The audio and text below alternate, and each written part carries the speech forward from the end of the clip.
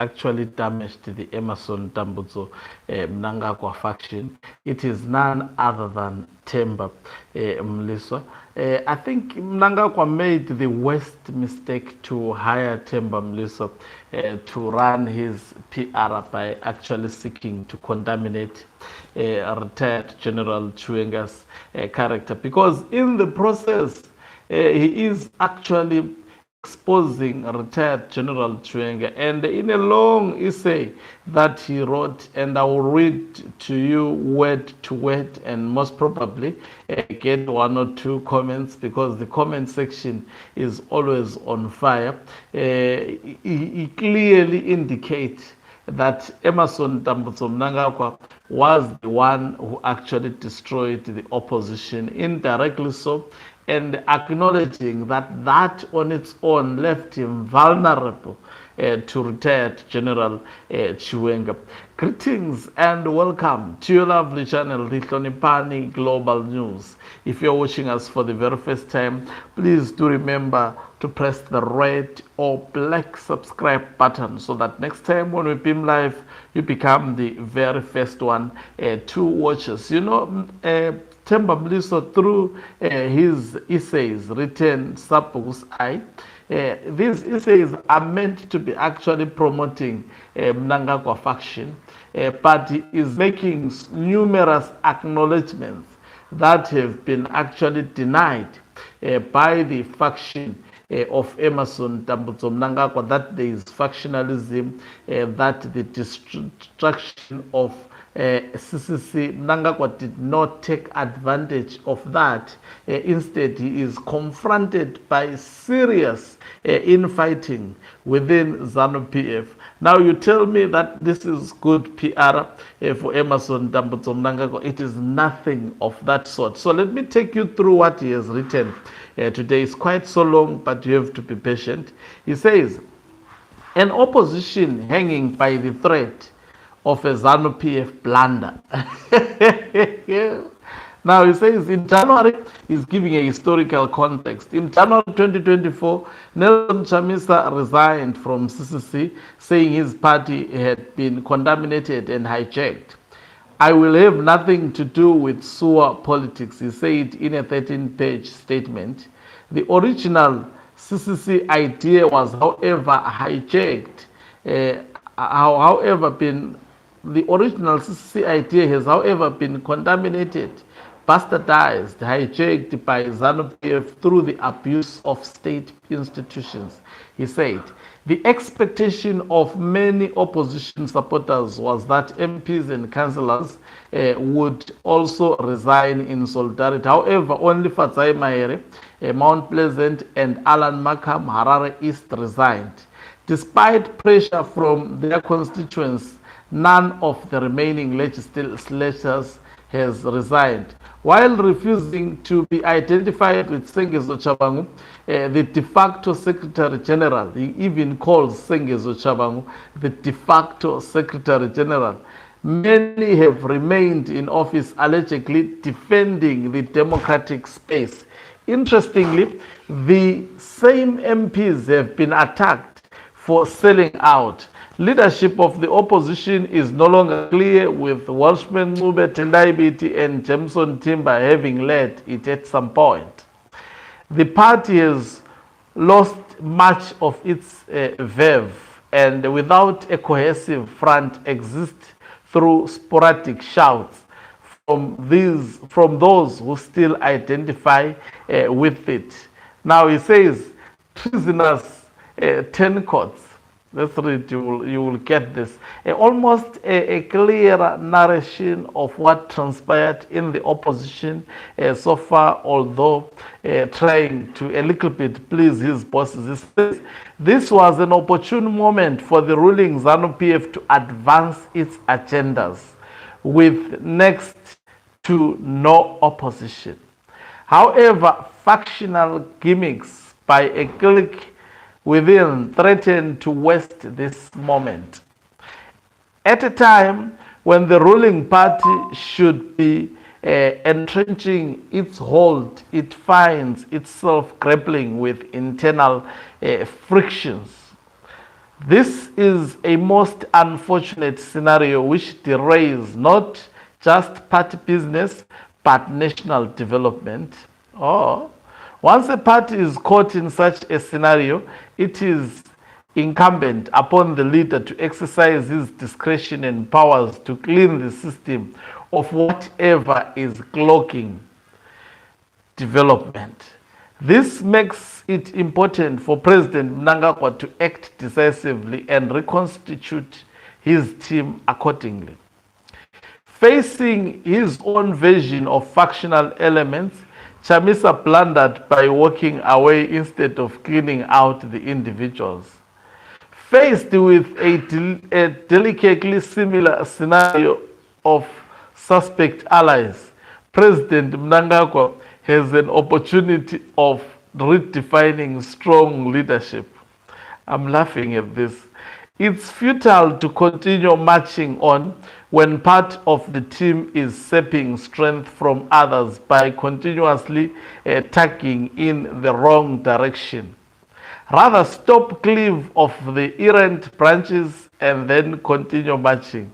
The opposition is in its disoriented state nearly found a foothold by jumping onto the Zanopf factional battles and championing one side against the other. While comical how an opposition can be so invested in pegging a ruling party candidate, the situation betrayed the danger of babysitting factional individuals. They can breathe life into an asphyxiating opponent. Multi-party politics requires dexterity and taking advantage of opportune moments. The current environment with a lethargic opposition searching for virility provides an opportunity for it to solidify his control, propel national development, and continue building his legacy.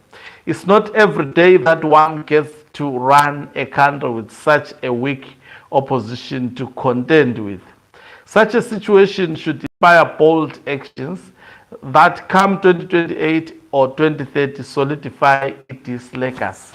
So, in simple terms, through what I have read, Temba Mliswa gives almost a proper historical account of how Emmerson Mnangagwa dismantled the opposition, and goes further to highlight that he was supposed to take advantage, or as a political party, ZANU-PF was supposed to take advantage of this scenario of ZANU-PF being alone. He acknowledges also that at the moment it's as good as there is no opposition. It is only ZANU-PF, which is actually a correct version of what is currently happening in Zimbabwe. And he acknowledges that instead of ZANU-PF taking advantage, it finds itself highly divided. Acknowledges that there is division, and he acknowledges that there is no seeing with one eye between, obviously would not mention him, but is referring to retired General Chiwenga faction against Emmerson Mnangagwa faction.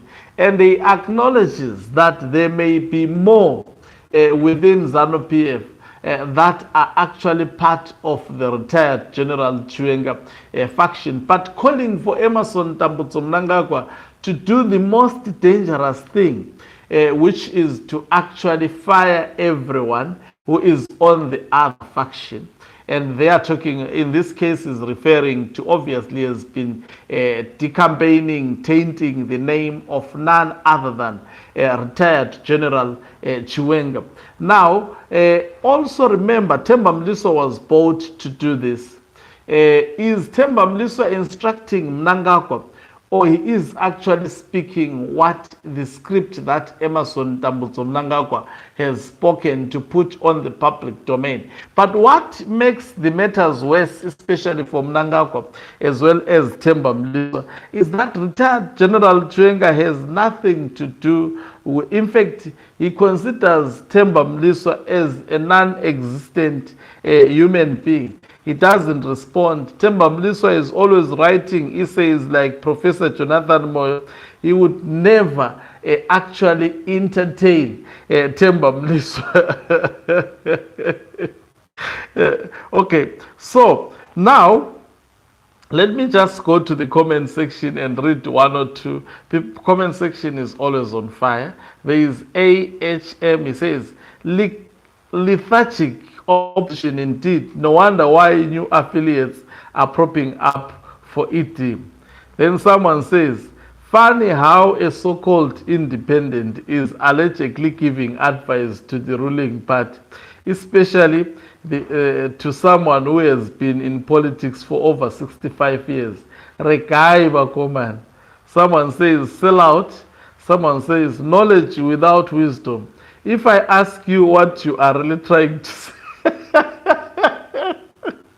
you won't be able to explain what you wrote in your composition. Learn to summarize and be straight to the point. Twitter is not for authors and poets. Someone says, apana zwataurwa apa. Someone says, konya yako yakazo perasegu mash west. Someone says, it's not your English. And then someone says, BT and other lawyers, they have something to say about the arrest of Sikal. Someone says, Prof. Jonathan Moyo now using Sapu as his pseudo name. You see, one thing about, comment section, and I know a lot of people, though they ignore the comment section, they read it. You see, it's always on point most of the times. On Temba Mliswa, they have acknowledged that there is high probability the script he is putting on is not his, someone is writing for him. And saying it might be Professor Jonathan Moyo giving Sapu what to put on his X account. Someone saying, can you really actually summarize what you have said above? Because that is what I said, that in the, telling himself that he is actually doing the job for Emerson Mnangagwa. What Temba Mliswa is actually doing, he is exposing Mnangagwa and Zanopf PF. He is making Zanopf PF, Zanopf's Mnangagwa appear to be vulnerable, of which we have explained that it was a serious miscalculation of using Sengezo Tshabangu to dismantle opposition, because if you look at even Blessed Geza, when he came through from the very first time, Sengezo Tshabangu was referred to as a charlatan, of which when Mnangagwa was going after the opposition, war veterans were watching Emerson Mnangagwa, and they are noticing that this man is destroying the opposition, and the main intention is actually to consolidate his power. They were watching him, and guess what?